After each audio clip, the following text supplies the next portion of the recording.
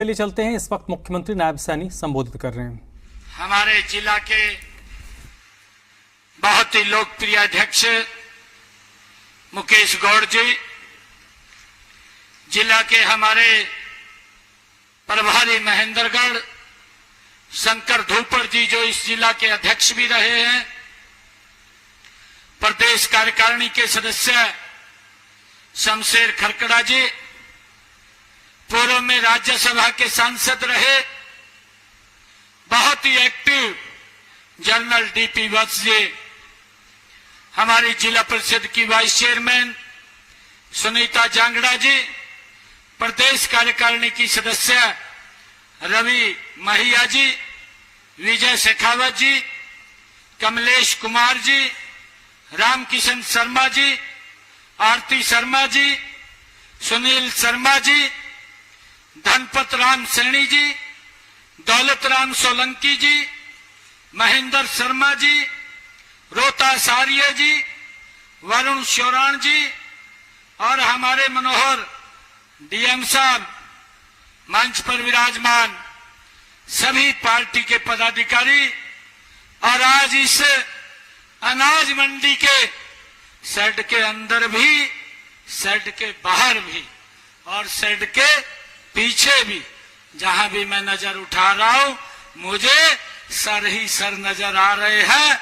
इतनी भारी संख्या में आज आप लोग आशीर्वाद देने के लिए आए हैं। मैं आप सबको दोनों हाथ जोड़ करके राम राम करता हूं, आप सबका दिल से धन्यवाद करता हूं।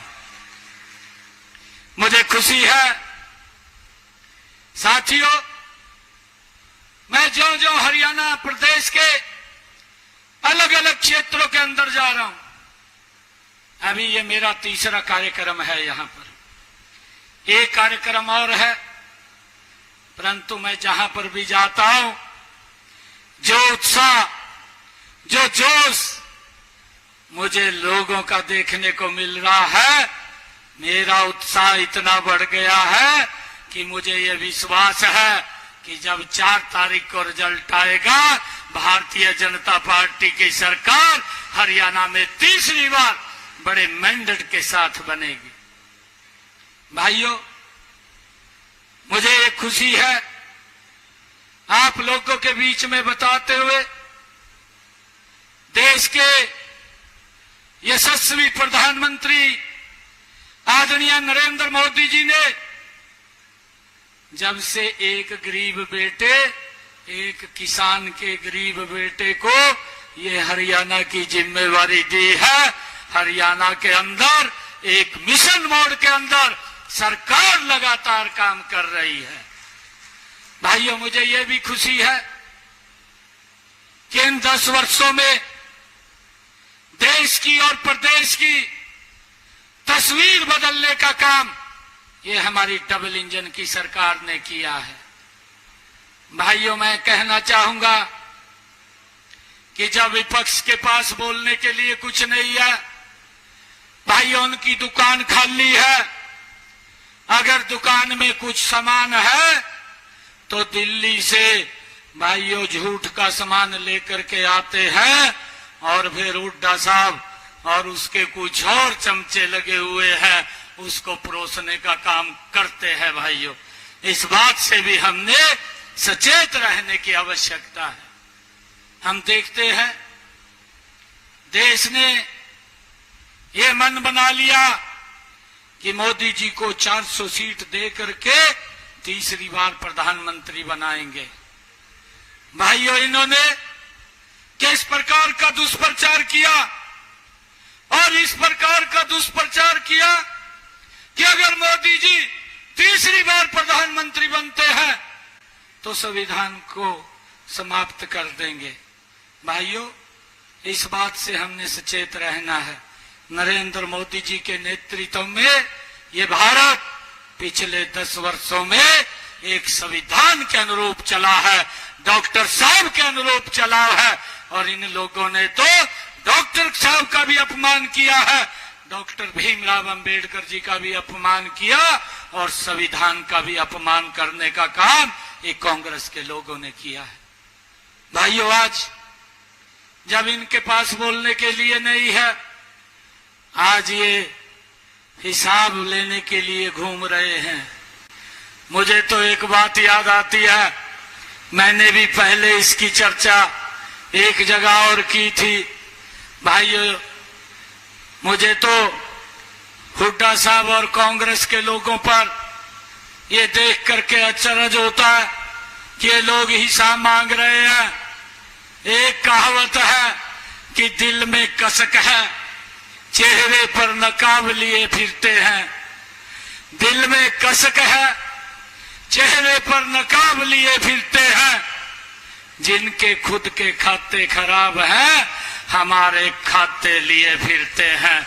भाइयों, ये लोग जिन्होंने हरियाणा को लूटने का काम किया, जिन्होंने हरियाणा के अंदर भ्रष्टाचार किया, जिन्होंने गरीबों के घरों को जलाने का काम किया, भाइयों, वो लोग आज हिसाब मांग रहे हैं।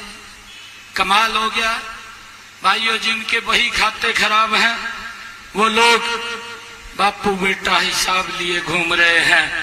और मुझे ये पूर्ण विश्वास है, मैं हरियाणा प्रदेश के हर रोज 3-4 विधानसभाओं का दौरा करता हूं।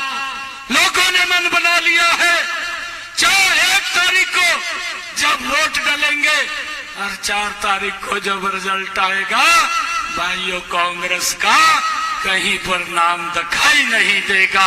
भारतीय जनता पार्टी तीसरी बार सरकार बना रही है।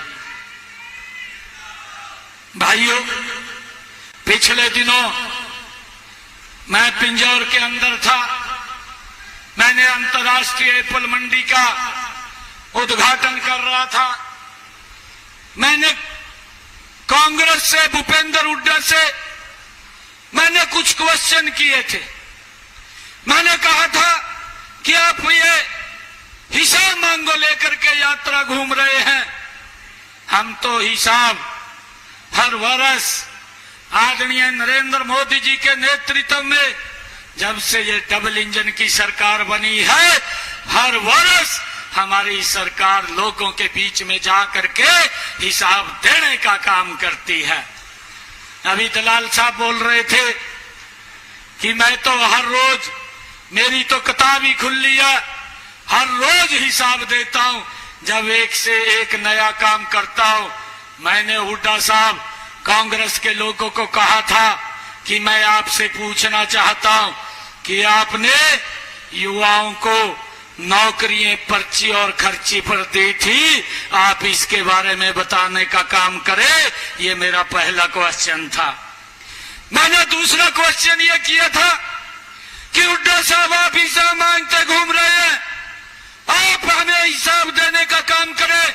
मेरे हरियाणा प्रदेश के भोले भाले किसानों की जमीन आपने दफा 4 और 6 लगा करके उसको हड़प करके दिल्ली में बैठे भाइयों दामाद को खुश करने के लिए आपने देने का काम किया था, उसके बारे में भी बताने का काम करें।